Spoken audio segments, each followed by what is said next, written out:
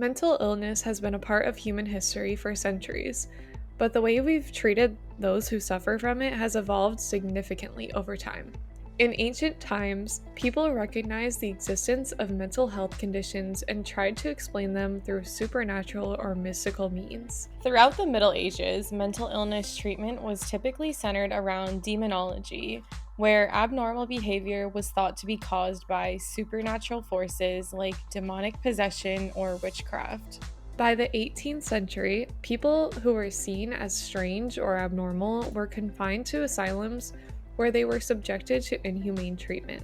These individuals were frequently kept in dark, underground cells, were physically abused, and restrained with chains, with limited access to caregivers. Going into more modern times, even the American asylums, which were built with good intent for healing and compassionate care, fell to horrific practices and extreme overcrowding.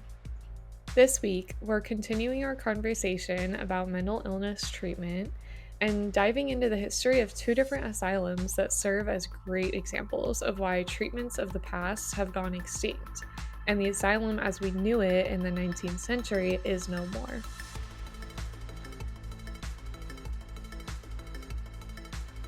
Welcome back to the Weird and Wicked podcast. I'm Kristen. And I'm Rachel. And we're two sisters with a passion for the mysterious and the unknown. On our podcast, we'll explore killer cases and the most puzzling phenomena. Come with us down the rabbit hole, where we'll take a magnifying glass to the most bizarre, unnerving, and unbelievable stories. From true crime and conspiracy theories to ghosts and cryptids. We'll cover it all. Today, we'll be talking about the Huntington State Hospital and the Trans-Allegheny Lunatic Asylum, a continuation of our conversation from last week. Yeah, and if you haven't listened to or watched part 1, make sure you go do that now. Yes, definitely. You don't want to miss it. Let's get into it.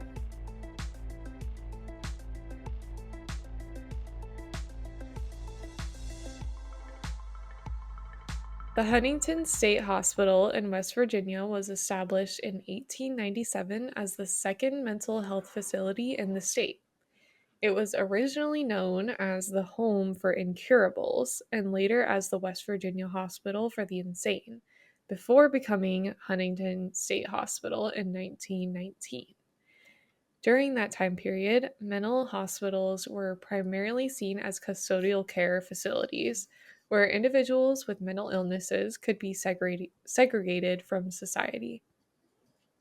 Initially, the hospital was established to offer care for patients with persistent mental disorders, including schizophrenia, who could not be cared for at home or in smaller institutions. The hospital's early treatment approaches involved restraining and isolating patients, as well as administering therapies such as electroconvulsive therapy and insulin shock therapy. Hey dudes, it's us dropping by to let you know about the sick party happening over on our socials. If you aren't following us yet, you're seriously missing out. So we know some of these cases can get pretty heavy. We wanted to create a more lighthearted and fun conversation on our socials. If that sounds like something you'd be interested in, you can find us at Weird and Wicked Pod on Instagram, Facebook, and TikTok. And at Weird and Wicked on Twitter. We can't wait to see you over there. Over the years, the hospital expanded its services to include substance abuse treatment and care for individuals with intellectual and developmental disabilities. The hospital occupied 30 acres of land that were donated by the Huntington Chamber of Commerce.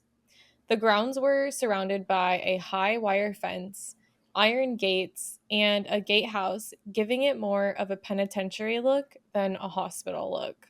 In 1901, the hospital's name was changed to the West Virginia Asylum. At that time, there were 150 patients there. In 1916, the name was changed again to Huntington State Hospital. Throughout these years, the mistreatment of patients did not improve. During the 1920s and 1930s, patients at the Huntington State Hospital in West Virginia were subjected to various forms of mistreatment. The hospital was overcrowded and patients were often restrained for long periods of time, sometimes even months or years. Shock treatments, including electroconvulsive therapy and insulin shock therapy, were commonly used, even though their efficacy and safety were not well understood at the time.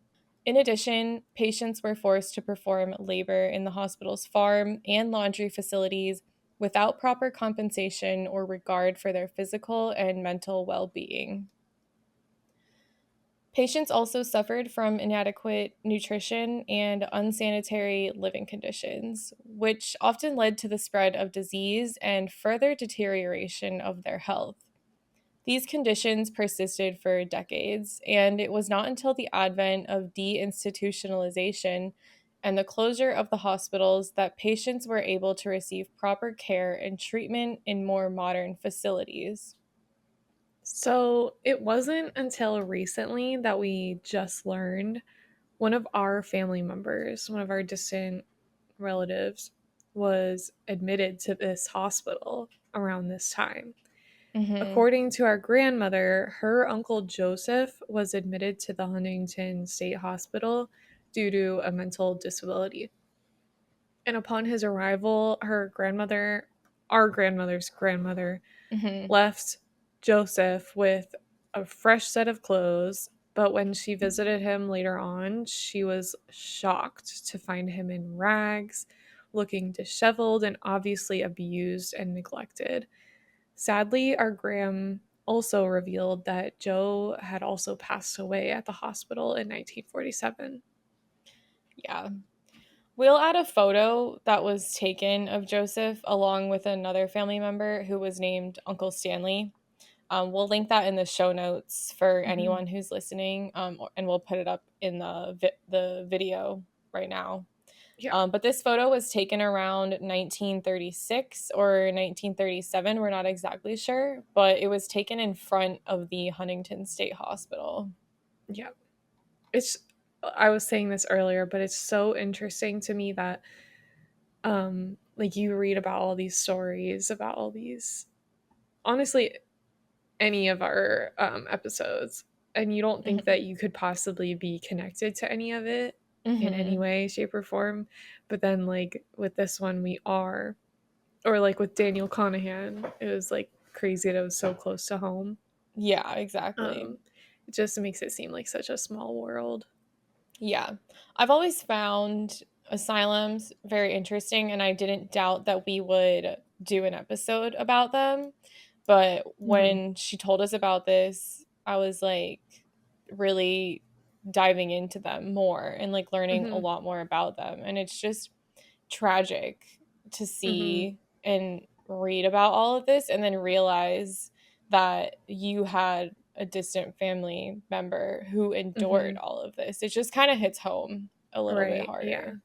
So on November 26, 1952, the evening before Thanksgiving, a fire broke out in the basement boiler room of Ward 4, which housed women and children. The building was brick, but the fire quickly spread to the first floor.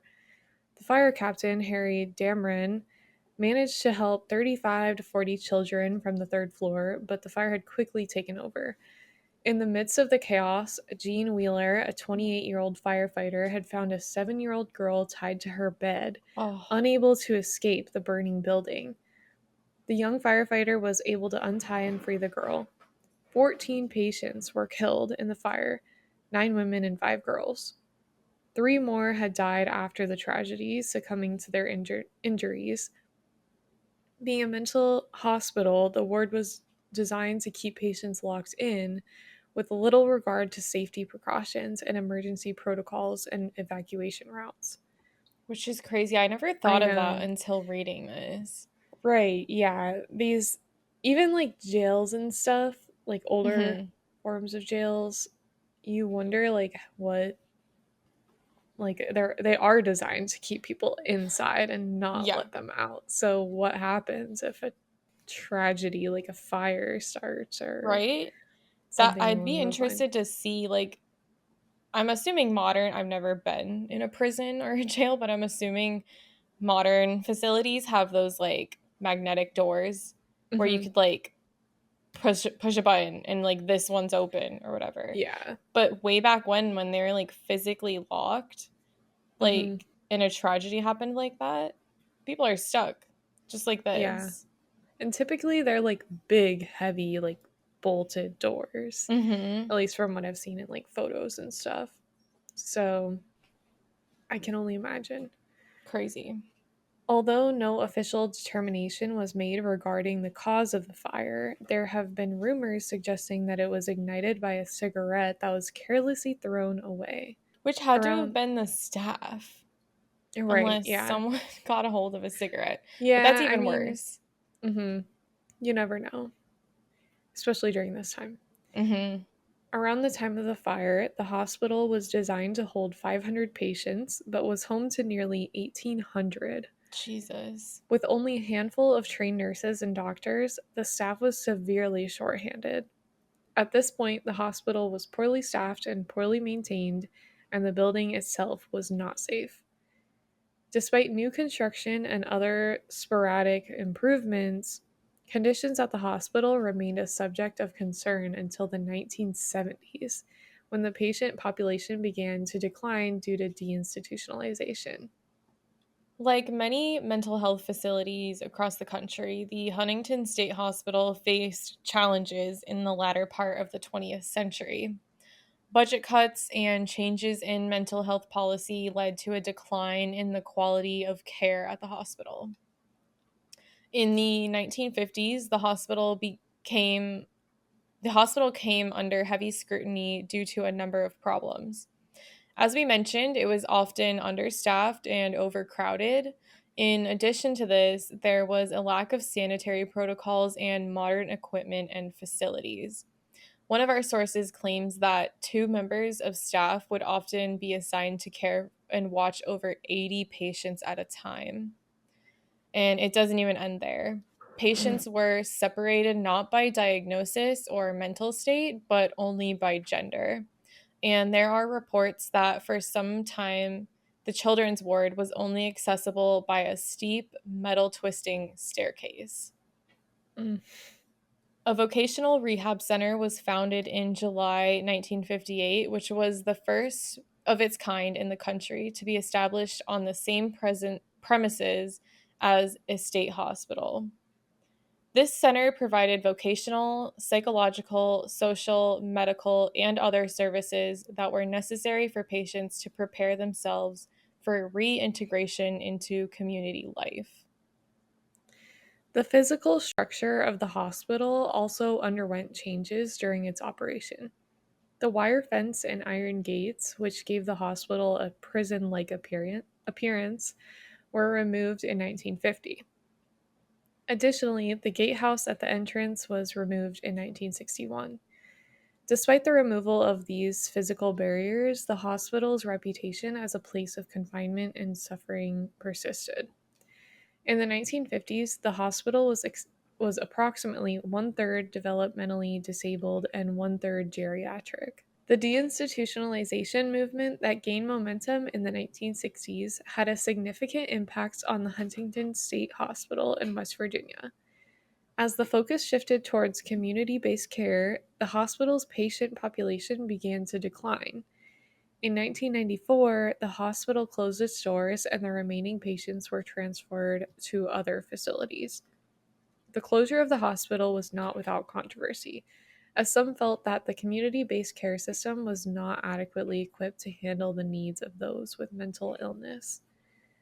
The effort to decrease the number of inpatient beds was successfully carried out in 1990 when the long-term mentally ill patients who were hospitalized in the units in building 3 were discharged and the facility was reduced to only 90 beds. In 1986, a decree was entered that mandated improvements in patient care and the physical plant. In 1995, the hospital's name was yet again changed to Huntington Hospital. Starting in 1997, the hospital underwent a comprehensive reorganization that focused on specializing in direct care services. In 1999, during the facility's centennial celebration, the governor at the time changed the name again, this time to Mildred Mitchell-Bateman Hospital, dedicated to Dr. Mitchell-Bateman's lifetime career of helping people with mental illness.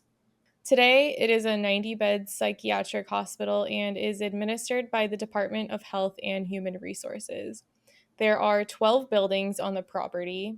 The hospital also provides on site learning experiences for physicians, nurses, practical nurses, psychologists, counselors, healthcare administrators, technicians, and supportive service personnel. Today, the hospital continues to serve the mental health needs of West Virginia and the surrounding region. It has also become a landmark in the community, with its iconic main building listed on the National Register of Historic Places. Unfortunately, the dark energy surrounding the hospital did not end with the final name change. On December 28th, 2017, state police began investigating the sudden death of a patient at the hospital. According to Sergeant Robert Perry, the patient's death occurred after an altercation between two hospital employees and the patient, following which the man became unresponsive and was subsequently transported to another hospital via ambulance. Family members identified the patient as 29-year-old Matthew Allen Pike. His mother believes that the hospital employees are to blame. She stated, quote, "In my honest opinion, the hospital employees killed him," end quote. She also explained that her son was autistic and had the mental capacity of a 12-year-old. She had last talked to her son around 5 p.m. that evening, and around 8 p.m. got a call informing her that Matthew could not breathe. By the time she made it to the hospital, he had passed. When she saw him, she immediately noticed that he had marks on his face. Quote, "I just want them to pay for what they did to my son. I want justice," end quote. This is so sad. Mm-hmm. Yeah. The fact that they called her and told her that he can't breathe, like, how about you focus on rendering life saving Yeah. procedures Mm-hmm. instead of like calling her and telling her this? I mean, I Yeah. don't know what exactly went on, but and then the fact that when she got there and then he had marks and scratches or whatever on his face, Mm-hmm. totally Like something sus. must have happened. Something Yeah. like more must have happened. I don't know. This was Hmm. one major incident that hit the news, but we also found stories of other patients and visitors witnessing and experiencing similar abuse at the hospital. Will Parsons, for example, had a brother named Michael at the hospital who had been beaten by staff several times. Will stated, quote, "He lost 20 pounds in 10 days because of the stress he had been under." According to Will, the extreme weight loss started after an employee choked his brother. Will also stated, quote, "It's such a closed-mouth culture that they've built. Nobody will investigate. Patients get beat up in there, and I have personally called the police twice. They say that it's out of our jurisdiction," end quote. It's believed today that many unfortunate souls walk the hallways and wards of the hospital. Numerous reports of apparitions have been documented by the staff members, including a man who is frequently spotted entering room 306, a woman wearing striking red shoes walking toward the former morgue, and a shadowy figure swinging in the same spot where a patient had taken his own life. The kitchen area has also been a site of shadowy figures, and doors have been reported to shut by themselves. Additionally, the hospital is situated across from Spring Hill Cemetery, where it is believed the pauper section houses the unfortunate souls of patients who died without family members claiming their remains, adding to the overall haunting atmosphere of the area. I totally get why people think that it might be a haunted place Mhm. because so much bad shit has happened there. Yeah, I so feel like much bad. in places like that, it's just bound to have enough bad energy to the point where you can experience anything. Yeah. Yeah, exactly.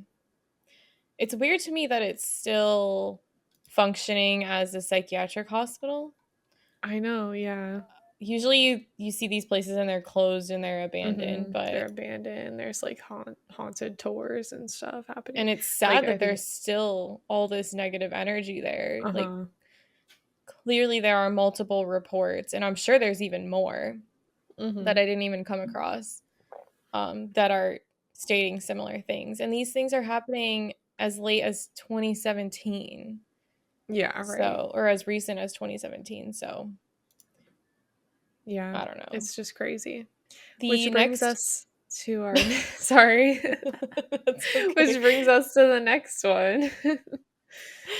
So, the next psychiatric hospital we'll explore is the Trans-Allegheny Lunatic Asylum, also known as the Weston State Hospital. This government operated institution located in Weston, West Virginia, and provided care for patients from 1864 until its closure in 1994. The Virginia General Assembly initially authorized the asylum's construction in the early 1850s under the name Trans-Allegheny Lunatic Asylum.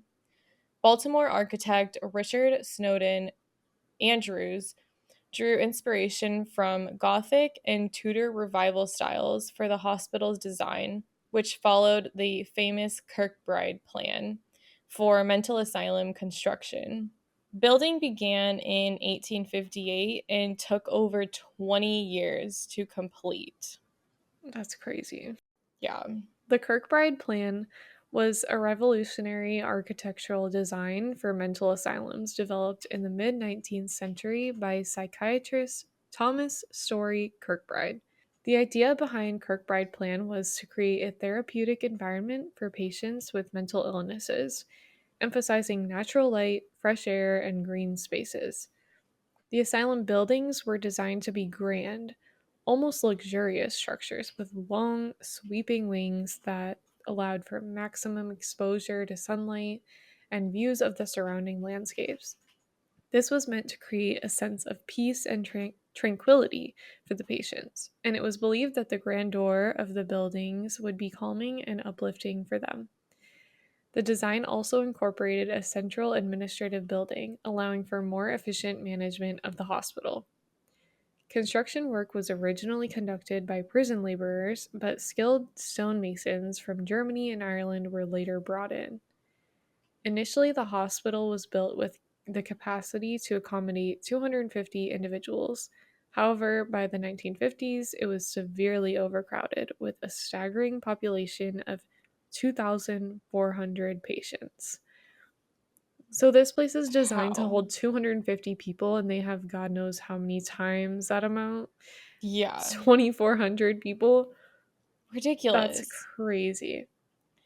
I don't think we go into it in our podcast script, but apparently they were in the hallways. They put beds in the hallways and like crammed people into these rooms, Yeah. which is just insane. How do you fit that many people in a building that was designed to fit 250? Mm-hmm.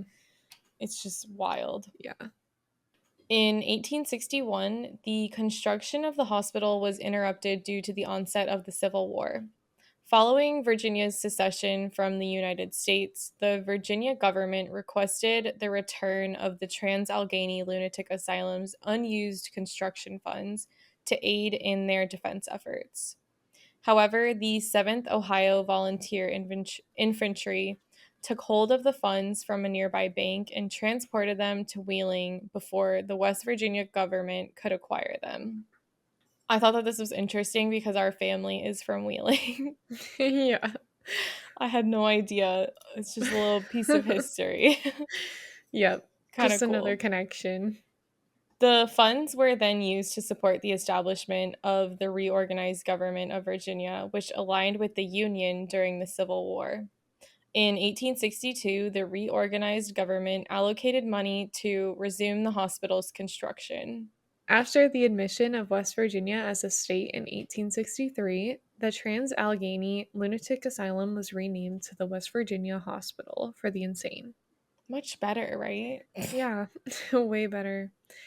Patients were first admitted in October of 1864 through construction, or though construction continued for nearly 2 decades, ending in 1881.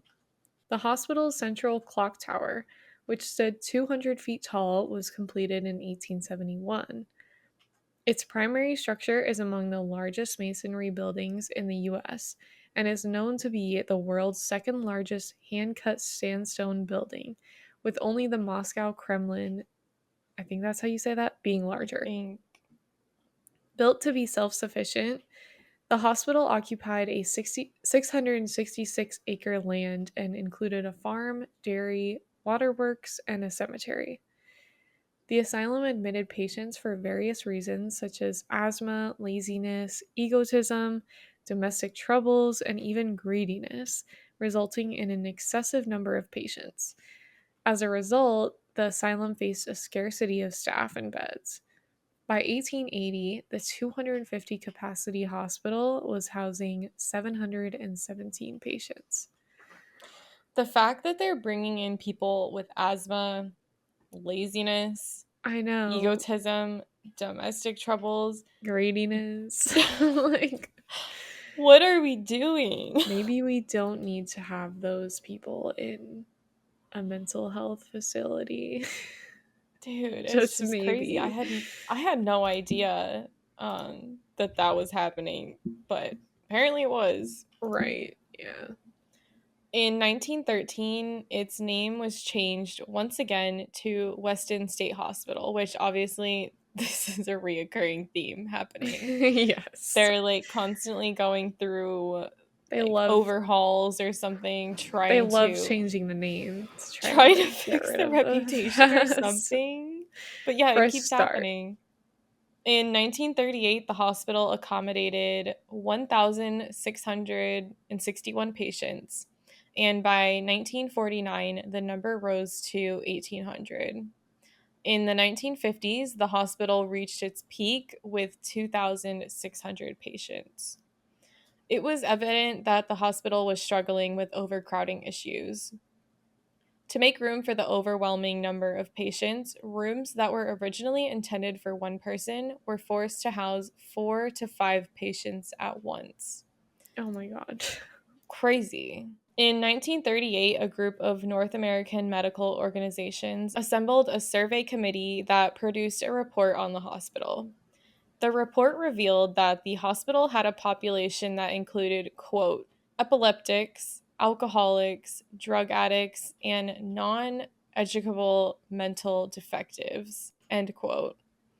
In 1949, the Charleston Gazette conducted a series of reports on the hospital and found that a large part of the complex lacked proper sanitation and had insufficient furniture, lighting, and heating.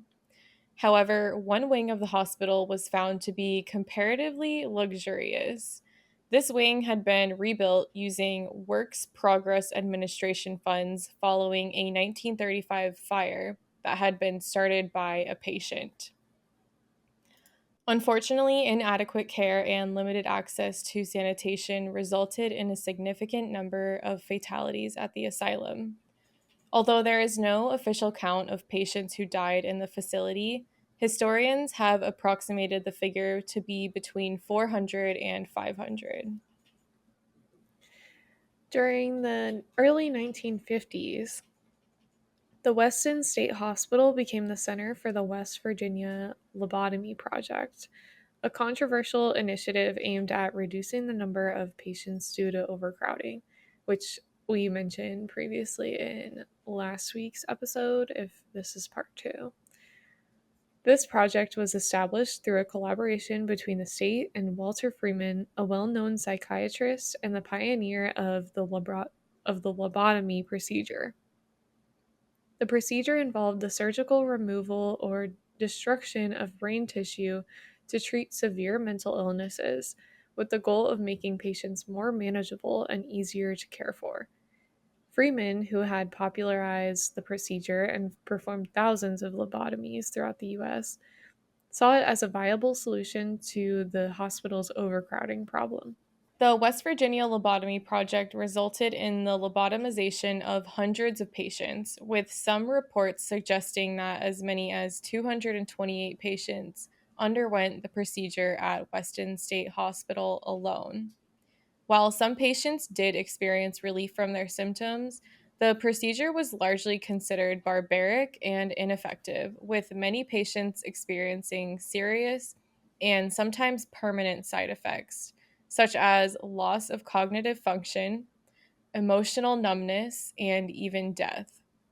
In addition to the ethical concerns surrounding the procedure, the West Virginia Lobotomy Project was also criticized for its lack of proper oversight and inadequate documentation of patients' conditions before and after the procedure. Despite these criticisms, the project continued for several years before eventually falling out of favor in the mid 20th century. Good, Yes. because Thank F God. that. So, Ward F at the Trans-Allegheny Lunatic Asylum was known as the most violent and dangerous section of the hospital. It was used to house the most violent and aggressive patients, including those with severe mental illnesses and criminal histories. The ward was located on the top floor of the main building, which made it difficult to escape. Patients in Ward F were often subjected to cruel and inhumane treatment, including being tied to their beds or chained to the walls. Some reports even suggest that patients were subjected to shock therapy and lobotomies without their consent or proper anesthesia. Over the years, Ward F has become known for its paranormal activity, with many visitors claiming to have experienced unexplainable events such as ghostly apparitions, strange noises, and feelings of being watched. As a result, it has become a popular destination for ghost hunters and paranormal enthusiasts. Which, again, I can understand that because so Yeah. much bad shit has happened at this Mhm. place, It's especially in Ward bound F. oh my god, yeah, it's bound to have that negative energy to it. Hmm. So another story that we found was that of Lily's room. The story of Lily has varying details, but some people claim to still feel or see her presence in the main building of the asylum. According to the tale, Lily was the name given to a child born to a patient at the hospital in 1863. The patient, Gladys, was allegedly a casualty of the American Civil War who had been abandoned by her husband and abused by roaming soldiers. Gladys was admitted to the asylum where she became pregnant and was left abandoned. So sad. Hmm. Today, visitors to the asylum can tour the building and view Lily's room. The room is a small space with peeling wallpaper and a single bed. Many people report feeling a sense of unease or a presence in the room, and some even claim to have seen Lily's ghostly apparition. However, it's important to note that the story of Lily's room has been widely debated and many details remain unclear. Some experts believe that the story of Lily may have been fabricated for dramatic effect or as a marketing ploy for the asylum's tourist industry. Regardless of the truth of the legend, Lily's Room remains a popular and eerie destination for those interested in the history of the asylum and the treatment of mental illness in the early 20th century. It makes me want to go and Yeah, do a it'd be paranormal investigation. it'd be really interesting even just to see and tour the place, Hmm. even just in broad daylight. I think it would be really cool. That's definitely one of the things on my bucket list is to go Mhm. to one of these asylums and actually Yeah. tour it. Hopefully at night if I can, Yeah. because it's way better Agreed. at night. By the 1900s, the hospital had witnessed changes in the treatment of mental illness, resulting in a reduction in the number of patients. In February 1986, the governor, Arch Moore, announced plans to relocate the hospital and build a new facility in another location, with the intention of converting the Weston State Hospital into a prison. As a result, the William R. Sharp Jr. Hospital was constructed in Weston to replace the old hospital. The Weston State Hospital was closed down in May 1994 without much consideration of its historical significance or the potential for its preservation as a landmark. The hospital, along with the grounds it sits on, have been for the most part vacant.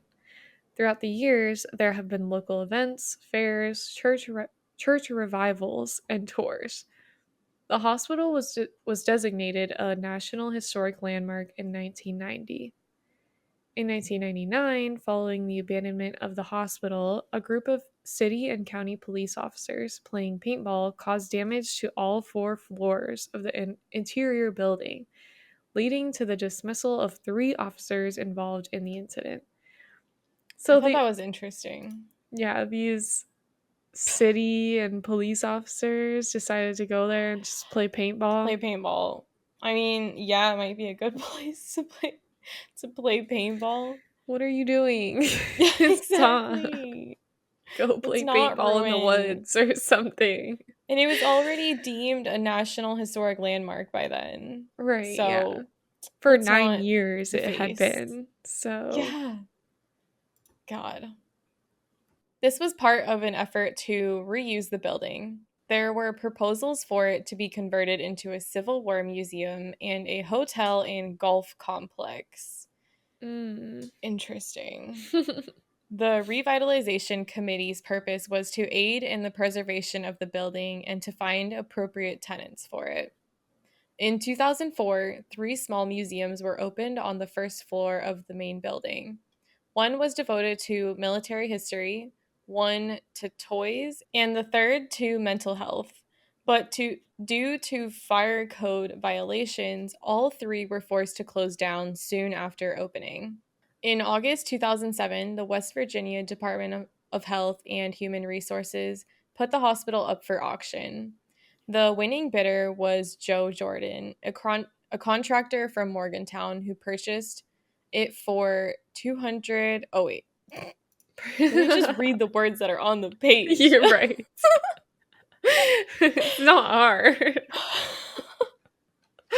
Oh god, it is hard Okay, though. it is. Who purchased the 242,000 square foot building for $1.5 million. The bidding had started at $500,000. Since then, Jordan has started working on maintenance projects on the grounds of the former hospital. In October 2007, a fall fest was held there at the Weston State Hospital, offering guided historic and paranormal daytime tours, as well as evening ghost hunts and paranormal tours. The Kirkbride building, the main structure of the asylum, features a museum on its first floor which houses a collection of paintings, poems, and drawings created by patients in the art therapy programs. Additionally, there is a dedicated room displaying various medical treatments and restraints used in the past, and visitors can observe artifacts like a straitjacket and hydrotherapy tub. Tour guides dress in 19th century nurse attire, complete with a blue dress, white apron, white cap, and white shoes. Visitors have the option to take a shorter historical tour, which covers only the first floor of the Kirkbride, or a longer historical tour, which includes all 4 floors, staff apartments, the morgue, and the operating room. In addition to the historical tours, 2 paranormal tours are available, both of which begin at sunset. The shorter tour lasts around 2 to 3 hours, while the longer tour is an overnight experience and can be booked for a private tour. For a private tour. I want to do that. That sounds fun Yes. and That's interesting. exactly what I want to that's on my bucket list. Yes. But except I want to go to the other asylum, the Montgomery, I think it Yes. was, or no, Moundsville. Moundsville, that's what it That's the one I is. want to go to. Yeah, that one would be Like cool to 20 go minutes to. from Wheeling, so Several pop culture references have featured the Trans-Allegheny Lunatic Asylum. The former facility has been highlighted as a haunted location on various paranormal television shows, including Ghost Stories, Sci Fi's Ghost Hunters, Travel Channel's Ghost Adventures, and Paranormal Lockdown on Destination America slash TLC. It has also been featured in Portals to Hell, Travel Channel's Destination Fear, and Conjuring Kesha, which I've never heard of I've never before. heard of that one. Additionally, the facility appears on Bethesda Game Studios' 2018 video game Fallout 76, where Mm-hmm. it is referred to as Fort Defiance and serves as a base for the Brotherhood of Steel, one of the game's main factions. Yes. I remember So, it so vividly. I know everybody hates that game, but everyone hates that game, but it just honestly, has a special place in our hearts. it really does. We played that game for a long, long time. Me and Kristen, Yes. like she said, When it we first love came it. out, yeah. Yeah, And exactly. 100% it had its issues, but we Oh, loved its yeah. issues. It was Yeah, so they funny were to funny. They play. made it just that much more funny. And Yeah. like playing with your friends and just like messing around and laughing Mhm. our asses off. There's Had just all a the lot of good glitches and memories everything. in that game. Oh, yeah. But yeah, it And was just the really fact cool, that, like, West Virginia is close to us, or not close to us, but, like, close to our hearts. yeah, exactly. It was cool seeing all the different locations in that game. They Yeah. really did, like, especially Point Pleasant, Hmm. they made it so much like the With the actual Mothman. place. Yeah. Yes. It's really Yeah, cool. it's really cool that they brought these pieces of history in.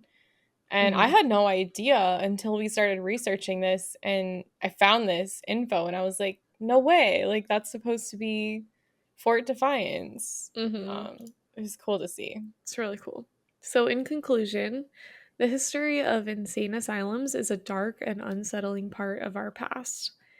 As we've seen, the Huntington State Hospital and the Trans-Allegheny Lunatic Asylum are just two examples of the many institutions that were established to house and segregate those deemed insane by society.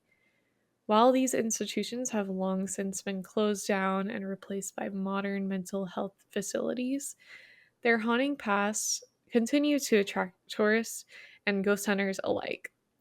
From reports of apparitions to eerie sounds and slamming doors, those places continue to stir the imagination and give us a glimpse into a darker time in our history.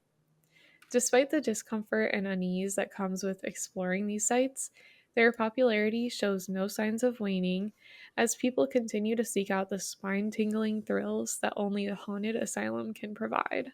I totally 100% think that these places should never be knocked down. They should be Yeah. there forever, at least as long as we can keep them up, you know, Hmm. because they're They just are such a part of our history. right. Hmm. And Definitely. there's a lot you can learn from keeping them around. People always Hmm. say history repeats itself. Let's Right. remember why they're there. Like, let's And not do that again yeah, ever. It's really bad. agreed. There was just so much information on Hmm. the history of asylums and also these hospitals. So I kind of started it looking into the two hospitals and I was like, why not we just go in to the history behind it? Because I thought that would be a really interesting way to approach it. Yes. Yeah. I liked it. We've been wanting to do an episode on an asylum for a while, I think. Hmm.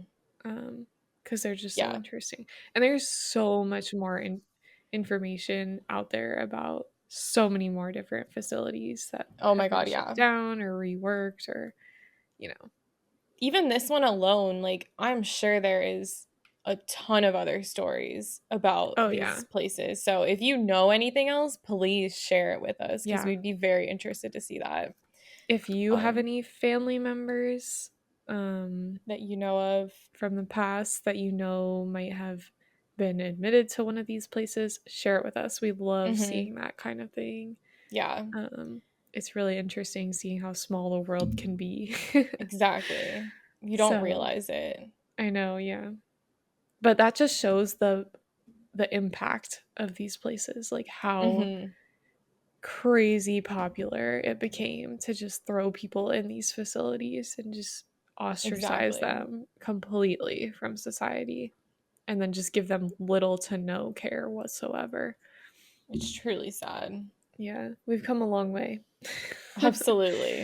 And I The mean, mental health field in general has come a long way, yes. and it's not even that compared to other fields, it's very young.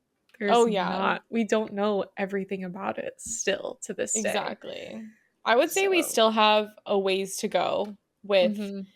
not just mental health care, but also just destigmatizing Right, yeah. mental health talk, which I think is getting better, but Yeah. I feel like definitely just something we can work now on.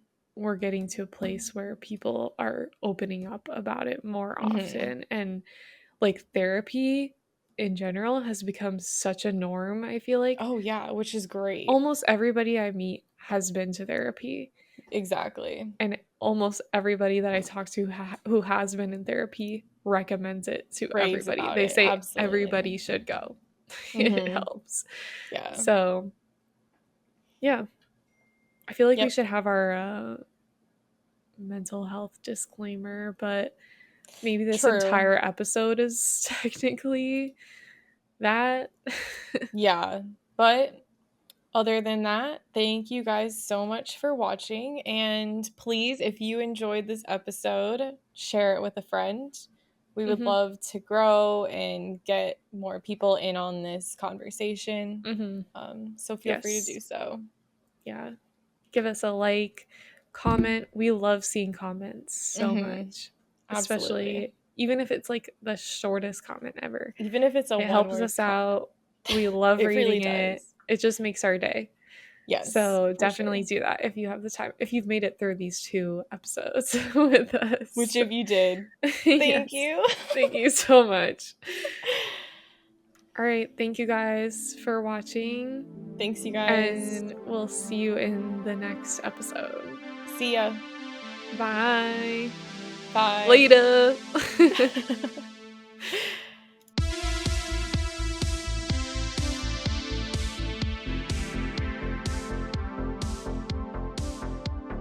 Thanks for listening to the Weird and Wicked podcast. If you enjoyed this episode, make sure to share it with a friend. And don't forget to subscribe and follow us on all of our socials so you know when the next episode is up.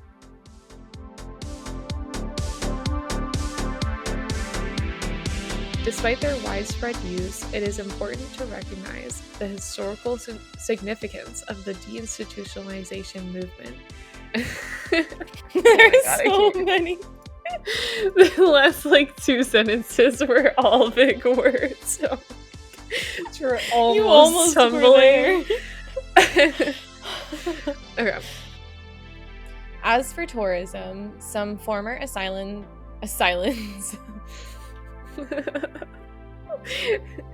Oh jeez. It's really hard to talk, man. Yes, it is.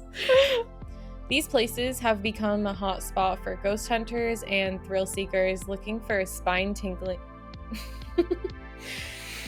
Tinkling. Dude, I was going so good. Yes. The deinstitutionalization movement that gained Aries. momentum in the Sorry. 1960s. No, you're fine. He's typing. Oh no. I was wondering why my screen like changed. Okay, no, we're not chewing on the Aries. microphone. Oh Hello. my gosh. In 1938, a group of North American medical organizations assembled a survey committee that There we go again. There we go. Conducted a report on the hospital. Oh god.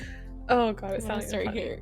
By the 1900s, the hospital had witnessed changes. Can you hear him in the background? Yes, I did hear that. Babe! Arya!